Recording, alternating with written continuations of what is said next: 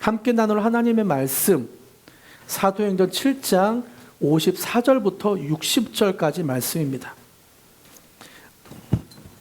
사도행전 7장 54절부터 60절까지.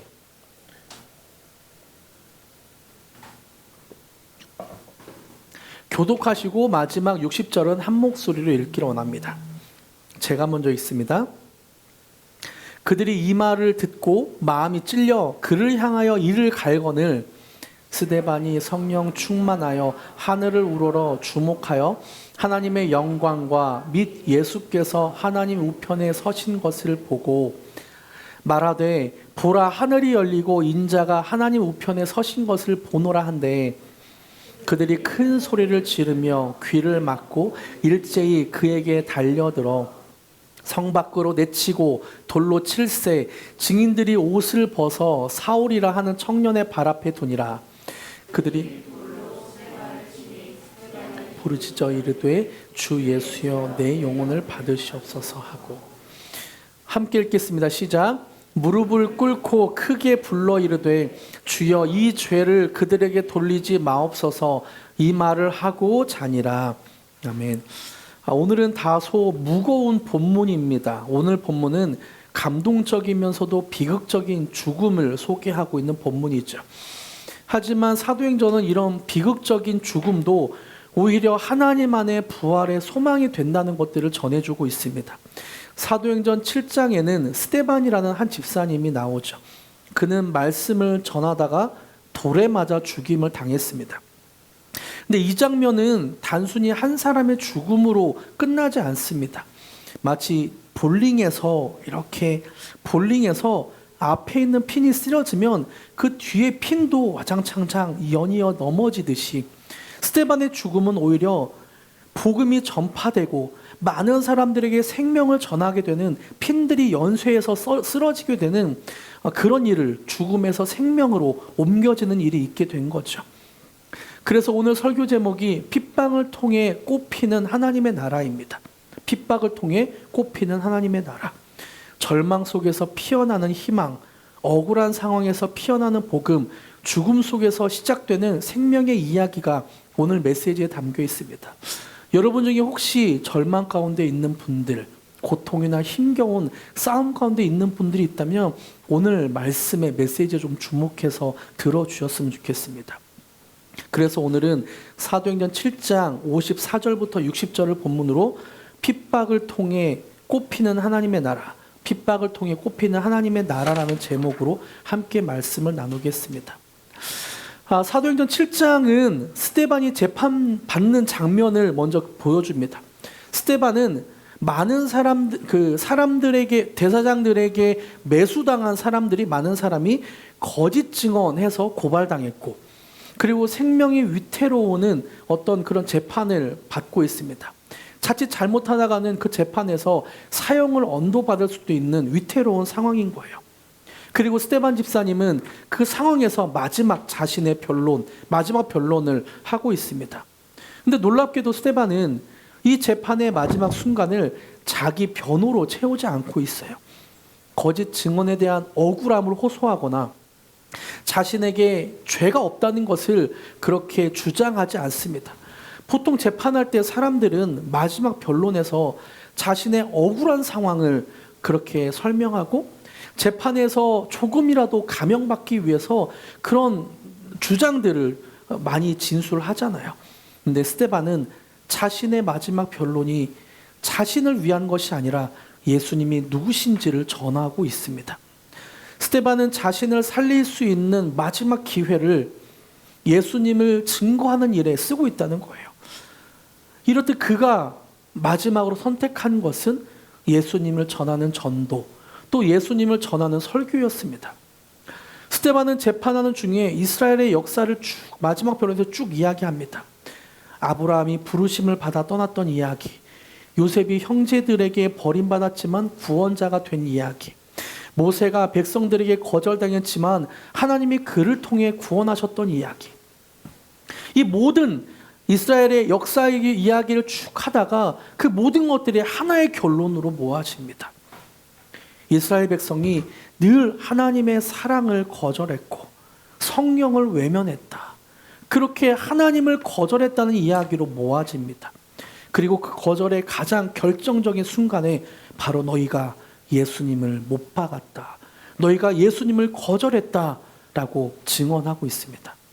스데반은 이스라엘 백성의 끊임없는 거부와 완악함을 지적하고 있죠. 51절과 52절을 한번 보세요. 스데반 집사님은 정말 강렬한 외침, 강렬한 메시지를 하고 있죠. 같이 읽겠습니다. 시작. 목이 곧고 마음과 귀에 할례를 받지 못한 사람들아, 너희도 너희 조상과 같이 항상 성령을 거스르는도다.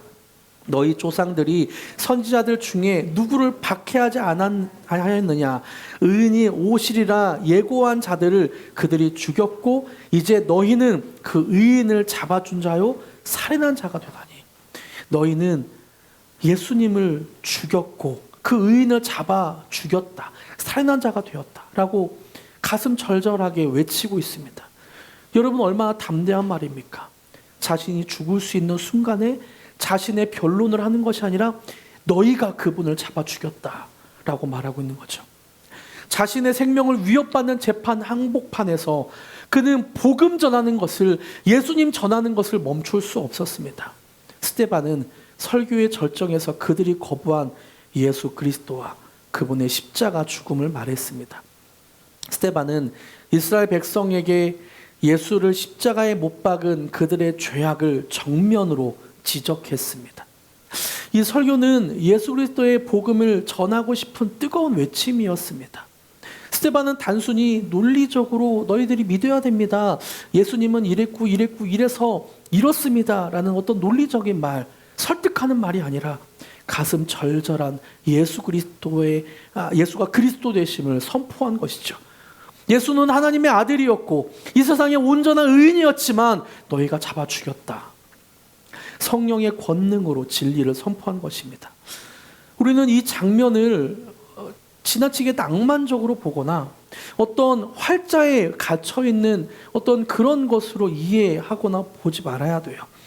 이것은 목숨을 건 외침이었고 이 한마디가 그의 생명을, 스데반의 생명을 끝낼 수도 있다는 것을 알고 있었지만 가슴이 불타는 절절한 복음을 전하는 그런 전도 현장이었습니다.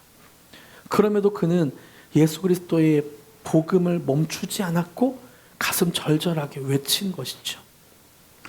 우리는 스데반이 전한 담대한 설교를 지금까지 살펴보았습니다. 그렇다면 이 말씀을 들은 사람들은 어땠을까요? 맞습니다. 내가 그렇게 예수님을 십자가에 못 박았습니다. 내가 죄인입니다. 하면서 회개를 하고 눈물을 흘리며 그렇게 고쳤을까요? 안타깝게도 그렇지 않죠. 사도행전 7장 54절에서 스데반의 설교를 들은 사람들의 반응이 나옵니다. 어떻게 나온지 같이 읽어볼까요? 시작. 그들이 이 말을 듣고 마음이 찔려 그를 향하여 이를 갈거늘. 여러분, 여기서 우리는 이상한 두 단어를 발견하게 돼요. 마음이 찔렸는데 이를 갈았대요. 보통은 마음이 찔렸다는 것은 마음의 변화의 기운이 있었다는 것을 의미하잖아요. 마음에 무언가 변화가 시작됐다는 것을 뜻하잖아요. 하지만 그들은 이를 갈았습니다. 마음이 찔렸으면 회개를 해야 되는 것이 당연한데 이를 갈았다는 거예요. 사도행전 2장에도 설교를 듣고 마음이 찔렸던 사람들이 나오죠. 2장 37절 제가 읽어드릴게요. 그들이 이 말을 듣고 마음이 찔려 베드로와 다른 사도들에게 물어 이르되 형제들아 우리가 어찌할꼬 하거늘. 사도행전 2장에서는 베드로의 설교를 들은 사람들이 마음이 찔렸습니다. 그리고 나서 말하는 거예요. 우리가 어찌할꼬. 이렇듯 마음이 찔리면 이것이 자연스럽게 회개로 이어지는 것이 보통 자연스러운 현상입니다. 그런데 7장에서는 마음에 찔렸는데 우리가 어찌할꼬가 아니라 이를 갈았다고 하죠. 왜 똑같이 마음에 찔렸지만 한 부류는 우리가 어찌할꼬 하며 회개하고 또한 사람들은 똑같이 마음에 찔려서 이를 갈게 되었을까요? 여기서 우리는 한 가지 중요한 영적 원리를 발견하게 됩니다. 마음의 찔림이 반드시 회개로 이어지지 않는다는 사실이에요. 사람들은 진리를 들어도 마음에 찔려도 그것이 반드시 회개로 이어지지는 않습니다.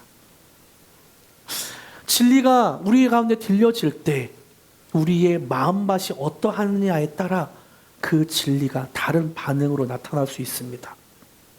우리의 마음밭에 달려있다는 거예요.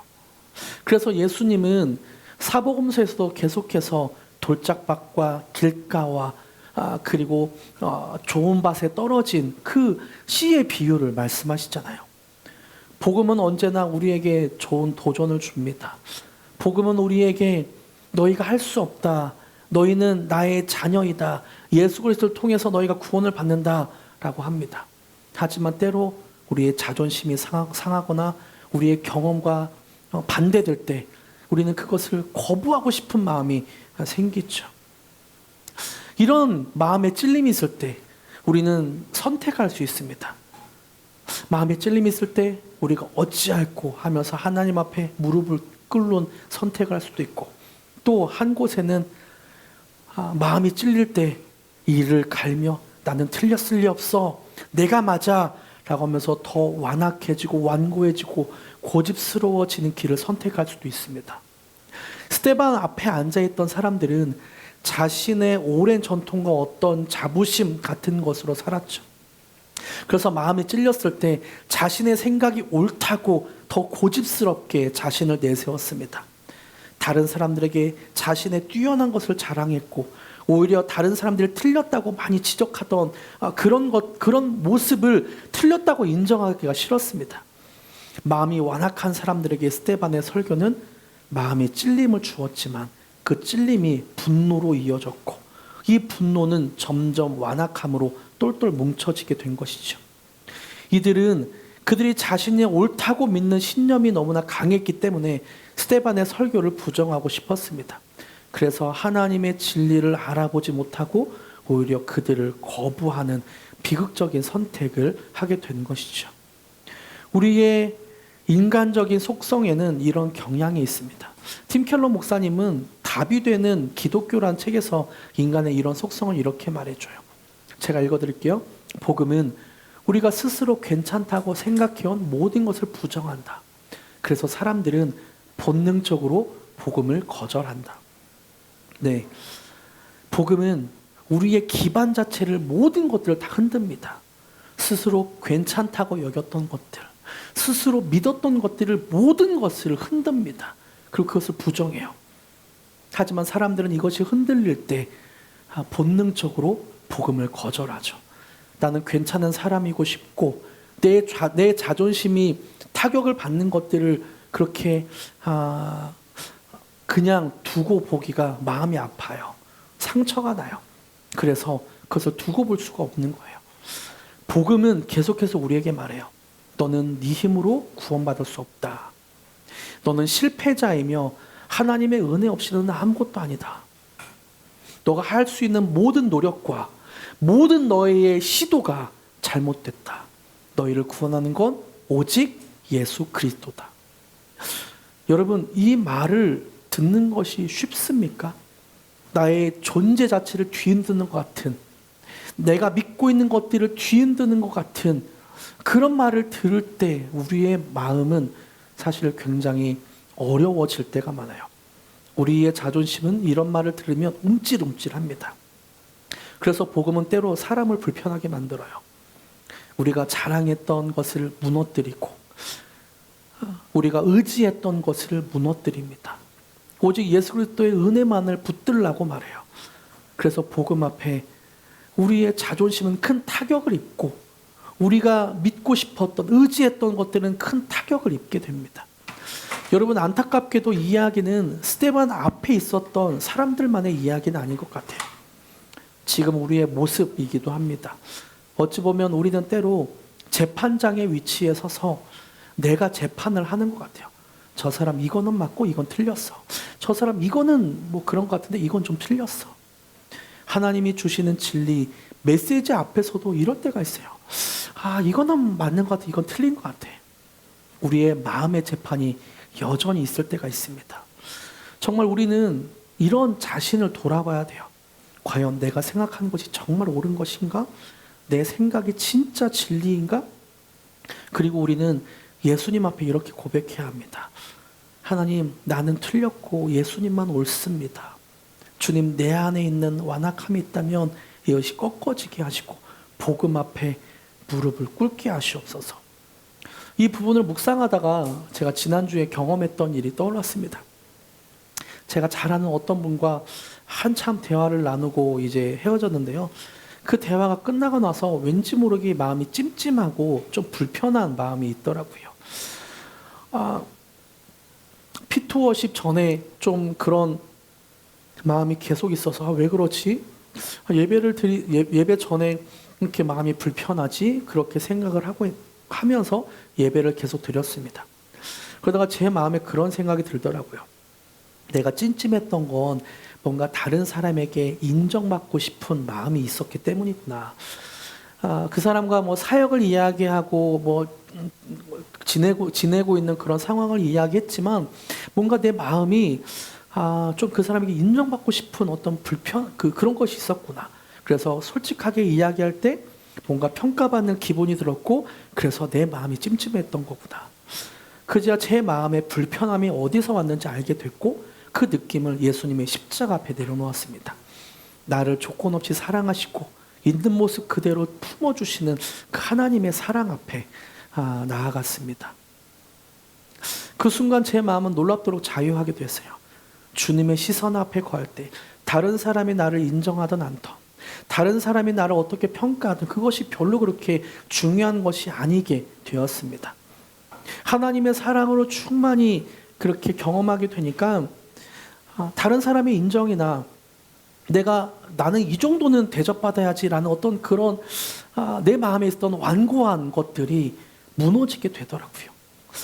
여러분, 복음을 진짜 받아들이면 마음이 자유해집니다. 나를 괜찮다고 우기지 않아도 되고 내가 주장했던 것들이 무너져도 그렇게 마음에 타격이 없게 돼요. 남과 비교하며 괴로워하지 않아도 됩니다. 내 안에 찔림을 숨기지 않고 하나님 앞에 솔직하게 내려놓을 수 있게 됩니다. 여러분, 오늘 여러분의 마음은 어떠신가요? 하나님의 말씀이 다가올 때, 하나님의 말씀을 들을 때, 말씀이 나를 찌를 때 여러분은 어떻게 반응하고 계신가요? 혹시 말씀을 들으면 들을수록 마음이 딱딱해지고 있지는 않습니까? 내 신념, 내 기준, 내 경험이 너무 강해서 말씀을 밀어내고 있지는 않습니까? 오늘 하나님은 우리에게 부드러운 마음을 원하십니다. 돌같이 굳어진 심령이 아니라 생수와 같은 말씀 앞에 순종하기를 원하십니다. 마음의 초음밭이 되기를 그렇게 기대하세요. 스데반의 설교를 들은 사람들처럼 되지 말고 베드로의 설교를 듣고 마음이 찔려 우리가 어찌할꼬 외쳤던 사람들처럼 말씀 앞에 무릎 꿇는 저와 여러분이 되기를 축복합니다. 할렐루야. 여러분, 근데 저는 말씀을 묵상하고 설교를 준비하면서 문득 이런 생각이 들었어요. 스데반이 복음을 전하다 결국 죽음을 맞이하게 되었구나. 왜? 스데반이 복음을 전했을 때 베드로와 같이 많은 사람이 회심을 하고 또 그 재판이 죽음이 아니라 이후에 그냥 풀려나게 되어서 교회를 위해서 큰 일을 더 할 수 있었을 텐데 왜 스데반이 여기서 죽어야 될까? 좀 아까운 죽음이다. 그런 생각이 좀 들기도 했습니다. 스데반 입장에서는 참 억울할 수도 있었겠다. 근데 저는 스데반의 죽음이 잘 납득이 되지 않았어요. 어찌 보면 스데반이 이후에 교회를 위해 또 선교를 위해 많은 쓰임을 받았으면 더 좋았지 않았을까라는 생각을 했습니다. 하나님의 복음을 담대하게 전했지만 돌아오는 것은 사람들이 회개한 것이 아니라 날아오는 돌이었어요.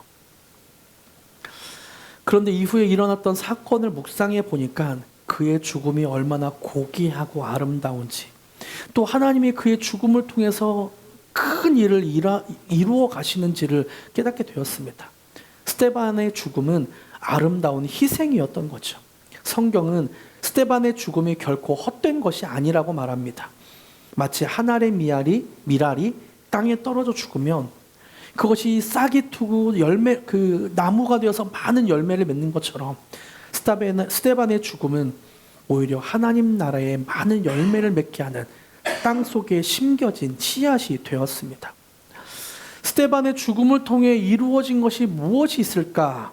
저는 두 가지로 말씀드리고 싶은데요. 첫 번째는 스데반의 죽음이 한 사람의 영적인 생명을 얻게 하는 씨앗이 되었다는 것이고, 두 번째는 스데반의 핍박 이후 교회가 흩어져서 온 유대와 예루살렘까지 사마리아까지 복음의 씨앗이 흩어지게 되었다는 것을 보게 됩니다. 첫 번째, 한 사람의 죽음을 통해 한 사람에게 생명의 씨앗이 심겨지게 되었습니다. 먼저 스데반의 죽음은 어떤 의미가 있었는지 58절을 함께 읽어볼까요? 시작. 성 밖으로 내치고 돌로 칠세 증인들이 옷을 벗어 사울이라 하는 청년의 발 앞에 두니라. 이 말은 짧지만 기독교 역사에 있어서 굉장히 중요한 어떤 뭐라고 하죠? 전조 현상 이런 것들을 보여줍니다. 사울이란 이름이 그 이후에 이방인의 사도로 불리는 그 사람이 여기에서 처음 등장하면서 어떤 일이 그 사람에게 일어날지를 전조 현상으로 보여주고 있죠. 굉장히 기독교 역사의 중요한 장면입니다. 사울은 스데반이 죽는 자리에 있었어요. 그리고 단순히 구경만 한 것이 아니라 스데반의 죽음에 가담을 했습니다. 여기서 사람들이 자신의 겉옷을 사울의 발 앞에 두었다는 그 행동이 굉장히 중요한데요. 그 당시 옷은 신분을 상징했습니다. 그래서 자주색 옷을 입는다는 것은 왕족이라는 의미가 있었고, 또 겉옷을 억지로 벗겨서 그 겉옷을 다른 사람에게 주거나 취한다는 것은 이제 그 사람의 신분이 자유인의 신분에서 노예로 그렇게 된다는 의미를 갖고 있습니다. 이런 관점에서 스데반을 죽이려는 사람들이 사울의 발 앞에 옷을 두는 것은 단순히 그냥 그런 행동을 하는 것이 아니라 이 모든 것의 책임이 당신에게 있습니다. 모든 권한이 당신에게 있습니다. 라고 하는 어떤 책임자를 사울로 두는 퍼포먼스였어요. 사울은 스데반의 돌에 맞아 죽는 그 현장에 책임자가 있었습니다. 처음부터 끝까지 지켜보았고, 그리고 스데반이 마지막에 죽는 순간에 했던 그 말도 들었을 거예요. 60절. 스데반이 죽을 때 어떤 말을 했는지 같이 한번 읽어볼까요? 시작. 무릎을 꿇고 크게 불러 이르되 주여 이 죄를 그들에게 돌리지 마옵소서. 이 말을 하고 자니라.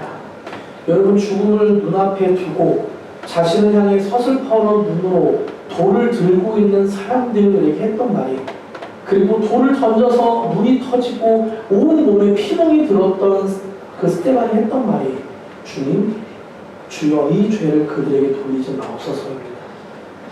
어떻게 이렇게 가능할 수 있을까? 스데반의 눈에는 고통을 주는 사람, 자신에게 아픔을 주는 사람의 모습이 아니라 용서받아야 할 영혼들이 보였습니다. 그의 마음에는 내가 이렇게 죽다니라는 억울함이나 원망함이 아니라 하나님의 평온과 사랑이 있었어요. 사울은 이 장면을 마음 깊이 간직했을 것입니다. 이 순간이 회심의 순간은 아니었지만 복음의 씨앗이, 아니 저 사람은 왜 저렇게 죽어가지? 라고 하는 씨앗이 분명히 그의 내면에는 심겨졌을 거예요. 그리고 그 씨앗은 시간이 지나 다메섹 도상에서 예수님을 만나는 결정적인 순간에 마침내 싹이 트이고 열매를 맺게 되는 거죠. 스데반의 순교는 사울을 이방인의 사도로 일으키는 시작이었습니다. 한 사람의 순교가 또 다른 한 사람의 영적인 생명, 회심을 이끌었고, 그 한 사람의 회심은 온 세계에 복음을 전파하는 역사의 거대한 전환점이 되었던 거죠. 이렇듯 스데반의 죽음은 의미가 없는 것이 아니라 사울에게 복음의 씨앗이 심겨지게 되는 굉장히 중요한 일이었습니다. 그리고 두 번째, 스데반의 죽음은 교회를 흩어지게 했고, 흩어진 교회는 복음의 씨앗이 흐드러지게 되었습니다.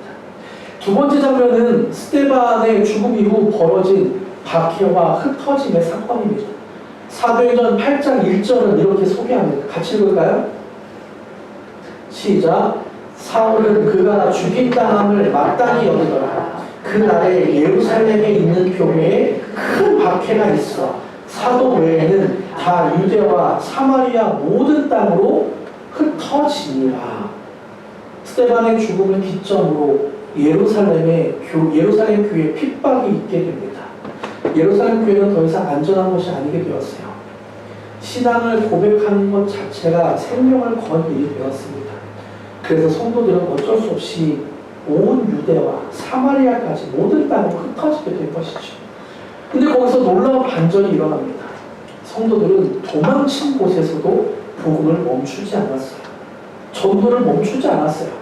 가는 곳마다 예수님을 전했고 만나는 사람마다 생명의 소식을 전했습니다. 박해는 핍박은 교회를 흩어버렸지만 하나님은 그 흩어짐을 통해서 복음이 온 유대와 예루살렘까지 흩어지도록 복음의 씨앗을 퍼뜨리셨습니다. 이것이 바로 하나님 나라의 방식이죠. 고난은 끝이 아니라 출발점입니다. 죽음은 끝이 아니라 새로운 시작인 거예요. 하나님은 이 모든 상황을 뒤엎으시고 이스라엘 백성들의 핍박, 고난 이런 모든 상황을 뒤엎으시고 절망을 소망으로 바꾸시는 분이십니다. 이렇게 복음은 예루살렘을 넘어 유대와 사마리아 그리고 안디옥과 소아시아, 로마까지 세계를 향해 나아가기 시작합니다. 스데반의 죽음은 단지 한 사람의 인생의 끝이 아니라 예수 그리스도의 복음이 땅끝까지 확장되는 하나님의 계획의 도화선이 되었죠. 여러분 말씀을 맺겠습니다. 여러분 혹시 도미노 효과라는 말을 들어보셨나요? 도미노를 보거나 세워본 적 혹시 있으세요? 작고 가벼운 것들이 일정한 간격으로 줄지어 세워져 있고 그리고 어느 한 사람이 그것을 첫 핀을 딱 쓰러지는 순간 그래서 아름다운 동영들이 와르르르르 쏟아지면서 수천 개의 도미노가 쏟아지면서 굉장히 아름다운 장관을 만들어내기도 합니다. 저는 유튜브에서 도미노를 세우는 장면을 좀 본 적이 있는데요. 처음에는 아무 일이 일어나지 않는 것처럼 보입니다. 근데 유튜브 물리학자들은 그렇게 표현하더라고요. 작은 5mm면 얼마나 진짜 노안이라 눈이 안 보여서 이렇게 안 보죠. 한 5mm가 얼마나 할까요? 이 정도 될까요? 5mm의 작은 도미노를 27개만 그렇게 만들면 롯데타워와 같은 높이의 도미노를 쓰러뜨릴 수 있다고 말하더라고요. 그래서 실험을 하는 거예요. 7개의 도미노로 5mm의 작은 도미노로 7번째 45kg에 한 1m 정도 되는 도미노를 쓰러뜨리는 그 실험을 하는 겁니다. 처음엔 작은 도미노가 있었지만 그 도미노가 쓰러질 때 7번째에는 1m 되는 45kg 되는 도미노가 쓰러지게 됩니다. 이렇게 27번째를 하면 롯데타워 되는 높이도 쓰러뜨릴 수 있다고 표현합니다. 이렇듯 도미노는 그 앞에 작은 조각 하나가 아주 가볍게 그 뒤를 넘어뜨리는 순간 그 뒤에 아무리 큰 것이라도 연쇄 현상으로 도미노는 쓰러지게 된다는 거죠. 그 작은 도미노가 쓰러지지 않으면 아무 일도 일어나지 않습니다. 하지만 그 작은 것이 넘어지게 되면 그 넘어짐으로 인해 수많은 변화가 이루어지게 됐죠. 사람들은 첫 번째 그 조각을 도미노의 첫 핀이라고 부릅니다. 도미노의 첫 핀. 오늘 우리가 함께 나눈 스데반의 이야기가 바로 도미노의 첫 핀과 같았어요. 그는 작고 보잘것없는 한 집사 같아 보입니다. 대단한 능력이 있었던 것도 아니고 화려한 배경이 스펙이 있었던 것도 않았고 화려한 스펙이 있었던 것도 아닌 것 같아요. 하지만 그는 성령으로 충만했고 지혜와 믿음이 충만했던 사람이었습니다. 그런 그가 넘어지자 그 도미노가 연쇄 작용을 하듯 온 유대와 사마리아까지 복음이 전파되는 그런 일이 있게 되었고 그 스데반의 죽음을 통해서 사울이 회심하게 되는 씨앗이 심겨지게 되고 그 이후에 온 세계에 복음이 연쇄작용으로 전파되는 일이 있게 되었습니다.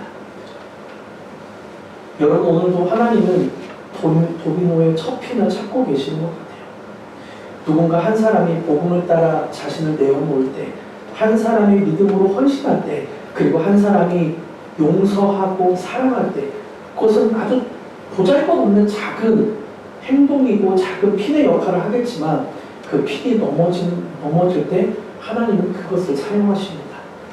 우리의 작은 포기와 작은 헌신 속에 하나님의 나라는 그 이후에 큰 역사가 이루어지게 될 거예요.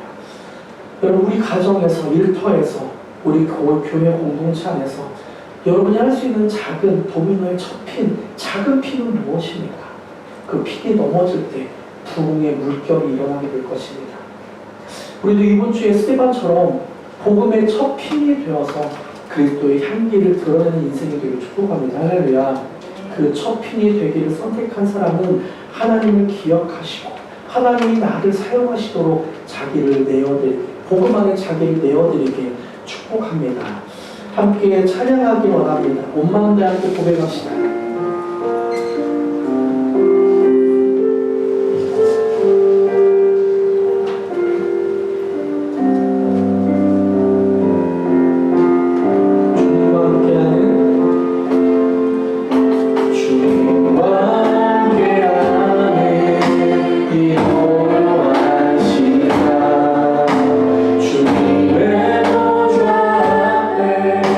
내 마음을 손에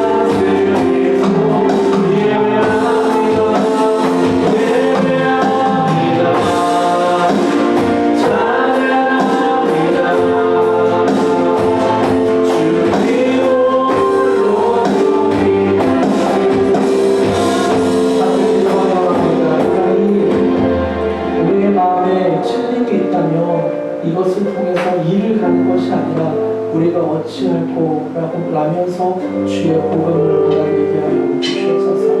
우리의 마음에 찔림이 있을 때 마음이 불편하고 어려운 중에도 우리가 결단하며 다짐하며 하나님이 나를 다스려 주시옵소서. 그렇게 할 때 우리의 마음에 말씀의 씨앗이 자라나 30배, 60배, 100배의 결실이 이루어지게 하여 주시옵소서. 하나님, 복음이 우리를 다스리게 하여 주시옵소서. 주님, 예수 그리스도 하나님이 우리를 다스리게 하여 주시옵소서. 그렇게 함께 주님 앞에 기도하며 나아갑시다. 기도하시겠습니다. 하나님, 우리 다스려 주시기 바랍니다. 하나님, 우리가 기도하옵니다. 하나님, 주님을 다스려 주시옵소서. 하나님, 우리를 다스려 주시옵소서. 하나님, 우리 완고한 마음을 다스려 주시옵소서. 우리의 고집스러운 마음을 다스려 주시옵소서. 마음이 틀렸을 때 이것은 내 생각과 다르다고 해서 거부하는 것이 아니라 하나님, 주님의 말씀이 필요할 때 불편한 마음을 뒤로 하고 하나님이 나의 어떤 메시지를 주시는 그것에 집중하게 하여 주시옵소서. 마음이 불편할 때마다 하나님 나를 다스려 주시옵소서라고 기도하며 하나님 원하시는 것들을 바로 발견할 수 있도록 주님 우리를 붙잡아 주시옵소서.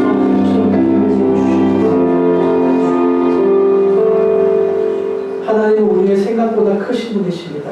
하나님은 우리의 상상이나 경험보다 더 크신 분이십니다. 그래서 우리의 마음에 찔림이 있을 때 이것을 분노하거나 마음이 불편한 마음을 갖고 거부하는 것이 아니라 온전한 마음으로 주님을 받아들이게 하여 주시옵소서. 하나님, 내 생각보다 크신 하나님, 내 생각과 경험보다 더 크신 하나님을 신뢰하며 내 마음이 불편할 때마다 이 불편한 마음을 뒤로하고 주님의 메시지에 집중하게 하여 주시옵소서. 그래서 주의 메시지가 나를 살게 하시고 주의 복음이 나를 살게 하여 주시옵소서. 주님이 주시는 자유와 기쁨으로 하루하루 살아갈 수 있도록 주님 나를 다스려 주시옵소서. 그렇게 하실 주님을 찬양하며 예수님의 이름으로 기도드립니다.